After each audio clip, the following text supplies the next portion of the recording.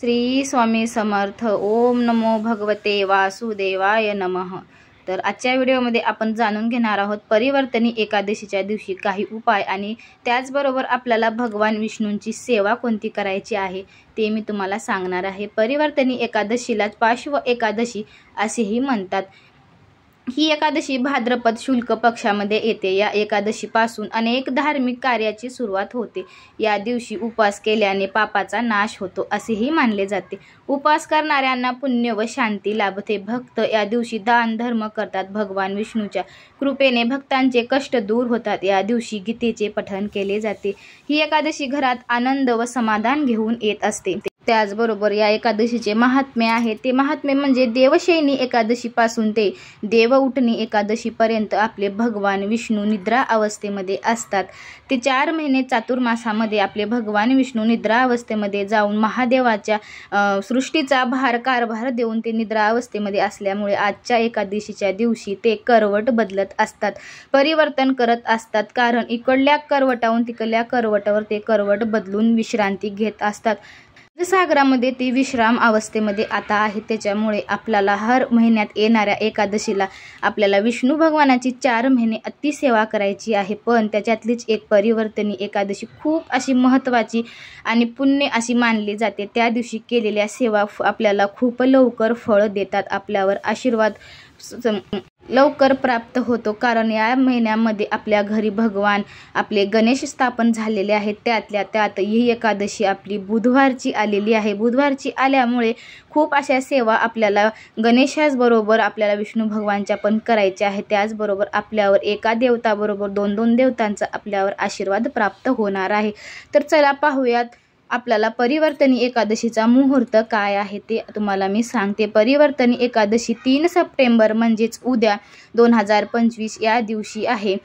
एकादशी मुहूर्त तुम्हाला सांगते. सकाळचा मुहूर्त आहे 3:53 सुरुवात आहे उद्या आणि एकादशी समाप्तीचा मुहूर्त आहे 4 सप्टेंबर 4:02 सकाळपर्यंत राहणार आहे. अशा प्रकारे आपल्याला त्या दिवशी मुहूर्त राहणार आहे. आणि आपल्याला व्रत पूजा काय करायची आहे ते पाहूया. तर त्या दिवशी आपल्याला शुचिर्भूत स्वच्छ होऊन आपलं घर स्वच्छ करून आपल्या घरातल्या विष्णू भगवानाचीच म्हणजेच विठ्ठल रुक्मिणीची तुमच्याकडे जर मूर्ती असेल किंवा विष्णू भगवानाची एकट्या जरी त्यांची मूर्ती असेल तर तुम्ही त्यांना छान दुधादह्याने अभिषेक घालून छान असं एका पाटावर जरी तुम्ही मांडलं तर चालते. पण जर तुम्हाला मांडता येत नसेल तर तुम्ही देवघरामध्येच त्यांना हळद कुंकू धूपदीप अर्पण करून त्यांना अक्षदा अर्पण करायचे आहेत. आणि आवर्जून त्यांना एक तुळशीचं पान आपल्याला अर्पण करायचं आहे. आणि त्याचबरोबर आपल्याला तुळशीच्या मंजुळा पण आपल्याला भगवान विष्णूंच्या चरणावर अर्पण करायचं आहे. आणि जर तुम्हाला शक्य असेल तर विष्णू सहस्त्रनामाचं एक पुस्तक भेटतं. तुम्ही ते विष्णू सहस्त्रनामाचं एक वेळेस पठण करायचं आहे. यथाशक्ती जसा तुम्हाला वेळ मिळेल तसा तुम्ही पठण करून घ्यायचं आहे. आणि सकाळची पूजा आपल्याला मांडून त्याचं व्रत आपल्याला करायचं आहे. तुम्हाला उपवास जर पकडायचा असेल तर तुम्ही उपवास पकडायचा आहे. आणि फलाहार घेऊन तुम्ही दिवसभर तुम्हाला उपवास करायचा आहे. जर तुम्हाला उपवास करणं शक्य नसेल तर काही उपाय तोडगे मी तुम्हाला सांगते. ते तुम्ही नीट लक्षपूर्वक आपल्याला ऐकायचं आहे. तर पुढचा व्हिडिओ सुरू करण्याच्या अगोदर तुम्हा सगळ्यांना श्री स्वामी समर्थ.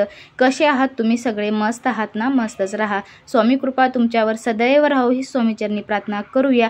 आणि पुढच्या व्हिडिओला आपण सुरुवात करूया. तेच म्हणजे आपल्याला विष्णू भगवानाच्या उपवास जर नाही पकडला तर आपल्या घरामध्ये सुख शांती समृद्धी पैसा अनेक अडचणीवर मात करणारा काही उपाय तुम्हाला मी आजच्या दिवशी सांगते. कारण ही एकादशी वर्षातून एकदाच येत असते आणि या दिवशी केलेलं फळ आपल्याला लवकर मिळावं असं यासाठी वाटत असेल तर काही उपाय आपल्याला करायचे आहेत. कारण ज्या तिथीनुसार ज्या टायमानुसार आपण कोणतेही व्रत वैकल्य करत असतो त्याचं फळ आपल्याला ताबडतोब मिळण्यासाठी त्या काळामध्ये आपल्याला सेवा करणं आवश्यक आहे. कारण त्या काळामध्ये सेवा आपण केल्याने आपल्याला त्याचं लवकर फळ मिळत असतो.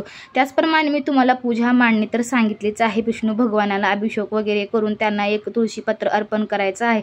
तर आता आपण पाहूया. तर त्या दिवशी आपल्याला काही तोडगे करायचे आहेत म्हणजे काय उपाय करायचा आहे ते तुम्हाला सांगते. तुम्ही उद्या सकाळी शुचिर्भूत झाल्याच्या नंतर आपल्याला पिंपळाच्या झाडाला पाणी घालायला जायचं आहे, म्हणजेच तुम्ही गंगाजल घ्या किंवा साधं जल तुम्ही 1 तांब्या घेऊन सोबत जायचं आहे आणि पिपळाला पाणी अर्पण करत असताना मंत्र बोलायचा आहे, ओम भगवते वासुदेवाय नमः असा तुम्हाला मंत्र बोलत बोलत जल अर्पण करून घेऊन आपल्याला तिथं पिपळांच्या झाडाचा आशीर्वाद प्राप्त करून घ्यायचा आहे। आणि कारण की पिपळाच्या झाडामध्ये भगवान विष्णू असतात आणि लक्ष्मी माता पण असते, त्याचबरोबर अनेक देवदेवता पिपळांच्या झाडामध्ये वास करत असतात। पिपळांच्या झाडाची सेवा केल्याने आपल्या घरामधली आर्थिक संकट दूर होऊन आपण सुखाच्या मार्गावर वाटचाल करत असतो, कारण पितृदेवता पण त्या सेवेने तृप्त होऊन ते पण आपल्यावर आशीर्वादाचा वर्षाव सुरू करतात। अशा प्रकारे आपल्याला पहिला उपाय आपण करून घ्यायचा आहे। आणि दुसरा जो उपाय आहे तो तुळशीला जल अर्पण करायचं आहे आणि तुळशीच्या शेजारी आपल्याला एक तुपाचा दिवा लावून घ्यायचा आहे। काही आपल्याला अक्षदा घ्यायचे आहेत पांढरे, त्याच्यामध्ये हळद कुंकू मिक्स करून त्याच्या अक्षदा तयार करायच्या आहेत आणि आपल्याला तोच मंत्र म्हणायचा आहे, ओम भगवते वासुदेवाय नमः असा मंत्र म्हणत म्हणत तुम्ही तुळशीच्या बुडाला आपल्याला एक ते अक्षदा जे केलेले आहेत ती अक्षदा आपल्याला अर्पण करायचं आहे। त्या दिवशी तुम्हाला जर शक्य असेल तर तुम्ही गंगाजल मात्र तुळशीला 1 चम्मच 2 चम्मच तुम्ही तुळशीच्या बुडाला वाहू शकता। त्याच्याने काय होते, आपल्या घरातली येणारी आर्थिक संकट दूर होऊन आपल्या घरामध्ये पैसा सुख शांती आरोग्य आपल्या घरात नांदत असते, कारण तुळशी ही विष्णू भगवानाची खूप प्रिय आहे, त्याच्यामुळे तुळशीचं एकादशीच्या दिवशी खूप महत्त्व असतं। आणि पिपळाच्या झाडाला तुम्ही पाणी अर्पण केल्याच्या नंतर सायंकाळी तुम्हाला जर शक्य असेल तर तुम्हाला अजून एक पिपळाच्या झाडाचा एक उपाय सांगते। तुम्ही त्या दिवशी सायंकाळी तुम्ही एक दिवा घेऊन जायचं आहे आणि पिपळाच्या झाडाला बुडाला शेजारी तुम्हाला एक दिवा तिथं लावायचा आहे। अशा प्रकारे पिपळाच्या झाडाच्या तुम्ही 2 सेवा करायच्या असतात। या एकादशीला आपल्याला वामन अवतार असलेले आपले विष्णू भगवान तुम्हाला जर शक्य असेल तर तुम्ही वामन अवतारामध्ये आपल्या विष्णू भगवानाची सेवा आराधना पूजा तुम्ही या दिवशी केला तर तुम्हाला तात्काळ असं हे पूजेचं फळ तुम्हाला मिळतं, कारण या दिवशी आपले विष्णू भगवान करवट बदलून घेत असतात आणि दुसऱ्या करवटेवर ते विश्रांती घेत असतात, कारण ते क्षीरसागरामध्ये आता सध्या विश्राम अवस्थेमध्ये आहेत। कारण ते विश्राम अवस्थेमध्ये असल्यामुळे त्यांच्या पूजा आपल्याला जास्तीत जास्त करून त्यांना प्रसन्न करायचा आहे। त्यांना प्रसन्न केला तर आपल्यावर माता लक्ष्मीचा पण आशीर्वाद भरभरून मिळत असतो, कारण जिथं ज्या घरामध्ये विष्णू भगवानांची सेवा जास्तीत जास्त केली जाते त्याच घरामध्ये माता लक्ष्मी नांदत असते, म्हणजेच तिचा आशीर्वाद तिला आपल्या घरामध्ये अखंड स्वरूपात राहतो। म्हणून आपण विष्णू भगवानांची यथाशक्ती जशी जमेल तशी तुम्ही सेवा आराधना करा। जर तुम्हाला उद्या उपवास पकडणं शक्य नसेल तर तुम्ही जे मी तुम्हाला उपाय सांगितले आहे साधे सोपे 2, त्या दिवशी तुम्हाला उपवास पकडणं शक्य नसेल तर तुम्ही असे थोडे सांगितलेले उपाय आणि थोडीशी पूजा तुम्ही करू शकता। आणि त्याचबरोबर आपल्या घरी आता गणेश आपल्या घरी विराजमान आहेत आणि काहींचे आपले गणेश विसर्जन झालेले आहेत तर काहींचे आहेत। त्याचबरोबर तुम्हाला उद्या गणेशाच्या पूजेबरोबर आपल्याला भगवान विष्णूंची सेवा करायची आहे आणि एक तुम्हाला असा चमत्कारी असा उपाय मी तुम्हाला सांगणार आहे। तुम्ही हे उपाय करून बघा, त्याच्यानंतर तुम्ही मला सांगा तुम्हाला काय फरक पडला। तो उपाय असा आहे की उद्या आपण आपल्या गणेश भगवानांना आपल्या गणपती बाप्पांना दुर्वा अर्पण करायची आहे, त्यांची विधिवत पूजा करून घ्यायची आहे। सकाळी त्यांना आपल्याला 21 दुर्वांची माळ किंवा शक्य असेल तर तुम्ही 21 दुर्वाची आपण छोटी अशी एक जुडी अर्पण करू शकता। आणि आपण गणपतीला जुडी अर्पण केल्याच्या नंतर आपल्याला भगवान विष्णू आणि माता लक्ष्मी मातेला आपल्याला त्याच दुर्वा तशाच निवडून घ्यायच्या आहेत, 3-3 असे घ्यायचे आहेत आणि तशा 21 किंवा तुमच्या जवळ जेवढे आहेत तेवढ्या दुर्वा घ्यायच्या आहेत।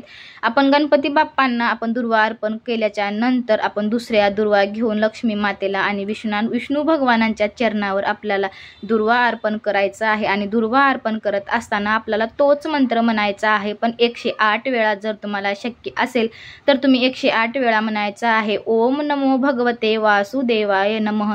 साधा सोपा मंत्र पण खूप चमत्कारी असा मंत्र आहे, तुम्ही तो मंत्र म्हणायचा आहे। आणि ही आपल्याला दुर्वा वाहत असताना ही साधी सोपी आपल्याला सेवा करून घ्यायची आहे।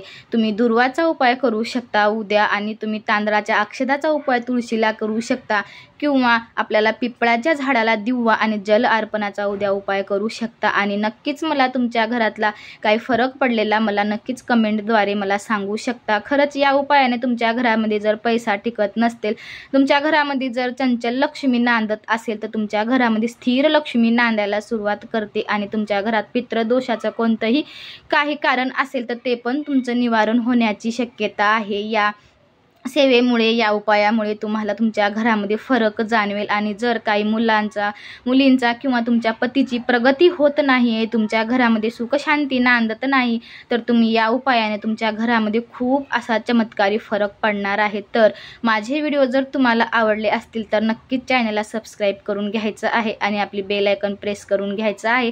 तुम्हाला मी रोजच सांगत असते सबस्क्राईब करून घ्या, कारण तुम्हाला माझे व्हिडिओवर तुम्ही छान असे व्ह्यूज देत आहात, पण सबस्क्राईब करायला मात्र तुम्ही विसरून जात आहात। म्हणून तुम्हाला अजून एकदा सांगते की चॅनलला सबस्क्राईब करून घ्यायचं आहे। असेच नवनवीन माहितीपूर्ण व्हिडिओ तुम्हाला येत जातील। सगळ्यांना श्री स्वामी समर्थ। आणि उद्याच्या जे काही सेवा तुम्हाला उपाय सांगितले आहे तुम्ही नक्कीच करा, आणि मला कमेंटद्वारे कळवा की तुम्हाला हे उपाय कसे वाटलेस ते। धन्यवाद सगळ्यांना, बाय बाय सगळ्यांना।